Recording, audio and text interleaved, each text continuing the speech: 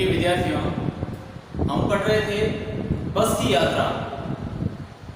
हरिशंकर परसाई द्वारा लिखा गया ये पाठ, जो कि एक व्यंग्यात्मक पाठ है।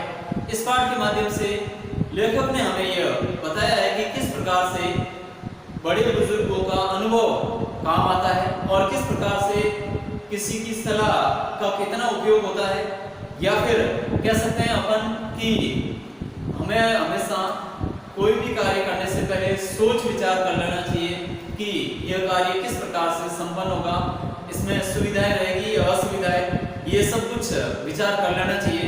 तो यहाँ पर लेखक ने बताया कि पांचों मित्रों ने मिलकर यह तय कर लिया कि सतना वाली बस में यानी शाम वाली बस में जाना था। वहां से जबलपुर की ट्रेन मिल जाती है और रात में ये देर सवेर घर पहुंच जाएंगे और सुबह इनको इनमें से दो मित्रों को काम पर जाना था। इस कारण से इन्होंने यही रास्ता चुना। दूसरा रास्ता थोड़ा हो सकता है कि समय ज्यादा लगता हो, लंबा था सफर, इस कारण से इन्होंने वो रास्ता न चुनकर ये शाम वाली बस का रास्ता चुना। अब बस वहां से चल पड़ती है। देखी तो इनको एक बार श्रद्धा उमड़ पड़ी, बहुत पुरानी थी। बस कंपनी का हिस्सेदार यानी मालिक भी उसमें साथ में सफर कर रहा था। इन्होंने पूछा बस चालू होगी, तो उसने बताया हाँ हो जाती है। फिर वो बस को वास्तव में स्टार्ट भी कर लिया और इनको ऐसा लग रहा था कि जैसे कोई पूरी बस ही इंजन है, और उसमें खिड़कियों के कांच बहुत कम बचे हुए थे, और जो बचे हुए थे उनसे लेखक आदि को बचकर रहना था, क्योंकि वो कभी भी टूटकर उनके ऊपर पड़ सकते थे। अब देखिए अगला इसका जो आज अपन पढ़ेंगे, बस सचमुच में चल पड़ी और हमें लगा कि हम यह गांधी जी के असहयोग और सविनय अवज्ञा आंदोलन के वक्त अवश्य जवान रही होगी। इस प्रकार से देखा जाए तो सविनय अवज्ञा आंदोलन के वक्त का मतलब होता है समय। उस समय जब महात्मा गांधी ने अंग्रेजों को भारत से भगाने के लिए सविनय अवज्ञा आंदोलन और असहयोग आंदोलन, ये दो प्रकार के आंदोलन चलाए थे 1930 के आसपास में। तो उस समय की बात है कि उस समय तो ये उसका हिस्सेदार और अनुभव जरूर होगा इसको। उस समय तो ये जवान रही होगी, उसे ट्रेनिंग मिल चुकी थी। हर हिस्सा एक दूसरे से असहयोग कर रहा था, हर हिस्सा आपस में एक दूसरे का असहयोग कर रहे हैं, यानी साथ में जुड़ाव नहीं है। असहयोग यानी एक दूसरे का सहयोग नहीं है, जुड़ाव नहीं है, और हर हिस्सा अलग होने की कोशिश कर रहा है। तो असहयोग आंदोलन के समय जवान थी, इस कारण से इसको अनुभव है, और आज हर एक हिस्सा इसका आपस में साथ नहीं दे रहा है।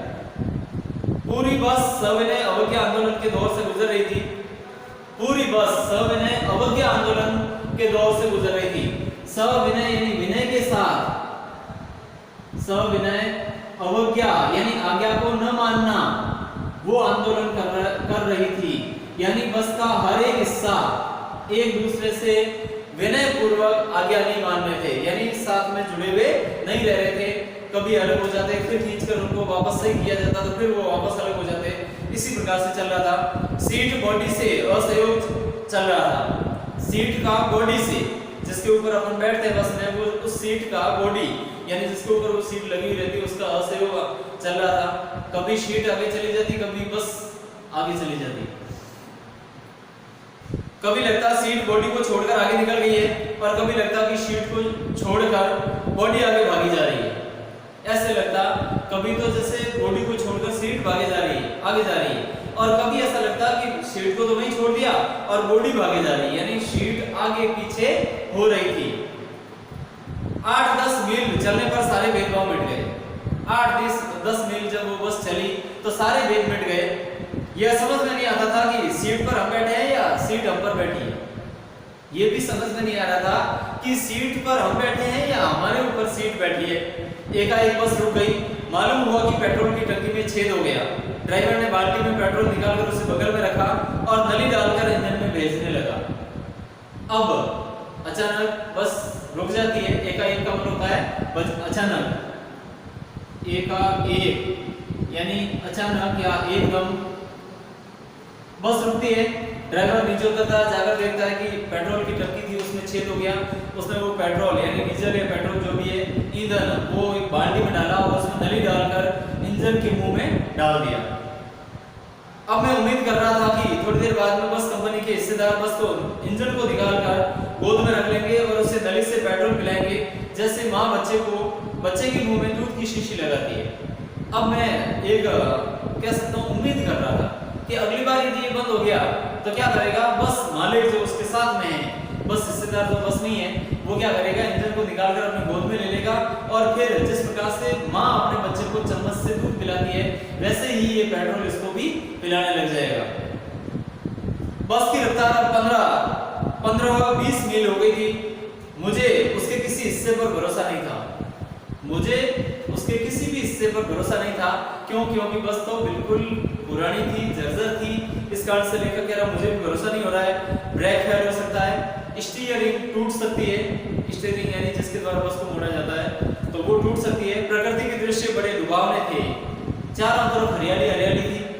जो सड़क के किनारे प्रकृति का दृश्य था वो बड़ा मन को मोहित करने वाला था, लुभावना था। दोनों तरफ हरे भरे पेड़ थे जिन पर पक्षी बैठे थे।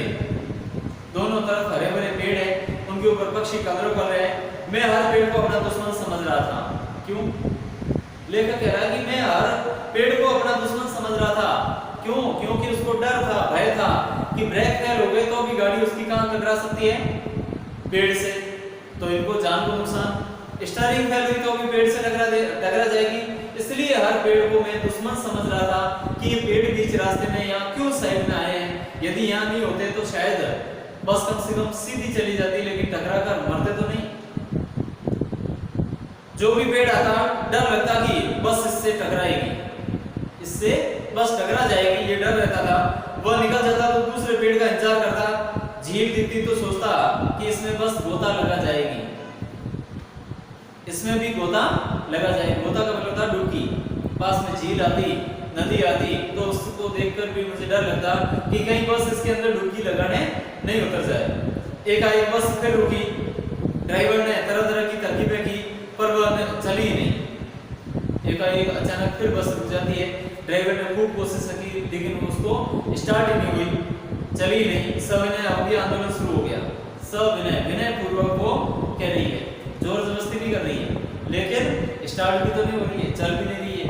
तो इस प्रकार से सविनय अवज्ञा आंदोलन शुरू हो जाता है। कंपनी के हिस्सेदार कह रहे थे बस तो फर्स्ट क्लास है जी। कंपनी का हिस्सेदार है वो अभी भी नहीं मान रहा है और कह रहा है कि बस तो फर्स्ट क्लास है जी, यानी प्रथम श्रेणी की है, बहुत अच्छी, बहुत बढ़िया बस है।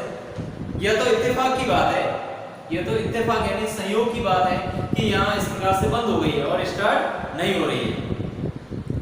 क्षीण चांदनी में वृक्षों की छाया के नीचे वह बस बड़ी दयनीय लग रही थी। लगता जैसे कोई वृद्धा थककर बैठ गई। क्षीण का होता है हल्की हल्की जो चांदनी थी उस चांदनी के अंदर वो बस ऐसा लग रही थी, ऐसी लग रही थी जैसे कोई वृद्धा यानी बुढ़िया थककर एक पेड़ के नीचे आराम करने के लिए बैठ गई। ऐसी वो बस उन हल्की जो चांदनी थी उस चांदनी से पेड़ों की जो छाया उसके ऊपर पड़ रही थी, तो ऐसा लग रहा था जैसे कोई एक पेड़ के नीचे वृद्धा थककर थोड़ी देर आराम के लिए बैठ गई है। हमें ग्लानि हो रही थी कि बेचारी पर लगकर हम चले आ रहे हैं। हमें भी अपने अंदर ही, अपने ऊपर ही वापस दुख होता है, एक तरह से अफसोस होता है कि हम भी इस पुरानी बस में क्यों लदे, इस प्रकार से हमारा बोझ इसको क्यों दिया। ये नहीं देते तो शायद ये चल पड़ती। अगर इसका प्राणांत हो गया तो इस बियाबान में हमें इसकी अंत्येष्टि करनी पड़ेगी। यानी लेखक ने आखिर व्यंग्य करते हुए कहा है कि यदि यहाँ पर इस बस का प्राणांत हो गया, प्राणांत होने से मतलब है कि यदि ये खत्म हो गई, यानी वापस यदि स्टार्ट नहीं हुई तो क्या करना पड़ेगा, उसको आग के हवाले करना पड़ेगा, अंत्येष्टि करना, यानी यहीं पर इसको जलाकर पूरा किया जाएगा। हिस्सेदार साहब ने इंजन खोला और कुछ सुधारा, बस आगे चली, उसकी चाल और कम हो गई। हिस्सेदार ने, बस का जो हिस्सेदार था उसने इंजन को खोला और ठीक किया, ठीक करके फिर आगे बस चली। धीरे धीरे वृद्धा की आंखों की ज्योति जाने लगी। चांदनी में रास्ता कंट्रोल कर वह रेंग रही थी। आगे या पीछे से कोई गाड़ी आती दिखती तो वह एकदम किनारे खड़ी हो जाती और कहती निकल जाओ बेटी, अपनी तो वह उम्र ही नहीं रही। और इस प्रकार से देखा जाए तो बस धीरे धीरे आगे बढ़ी और उसकी गुड़िया की आंखें चली गई, आंखों की रोशनी चली गई, अर्थात उसकी लाइटें हैं वो काम नहीं कर रही। बस की लाइटें काम नहीं कर रही है, इस कारण से आगे रोशनी दिख नहीं रही है, रास्ता दिख नहीं रहा है, इस कारण से वो धीरे धीरे रेंग रही है। एक पुलिया के ऊपर पहुंचे ही थी कि एक टायर फिस करके बैठ गया। एक पुलिया के ऊपर पहुंचे और उसी समय एक टायर है जो फिस करके बैठ जाता है, वह बहुत जोर से हिलकर थम गई। तो टायर जैसे ही फटता है तो बस हिलती है और हिलकर वहीं रुक जाती है। अगर स्पीड में होती तो उछलकर नाले में गिर जाती। यदि वो स्पीड में होती तो उछलकर श्योर है कि वो नाले में गिर जाती, लेकिन धीरे थी, ज्यादा स्पीड नहीं थी, उसकी गति तेज नहीं थी, इस कारण से वहीं पर रुक जाती है। मैंने उस कंपनी के हिस्सेदार की तरफ पहली बार श्रद्धा भाव से देखा।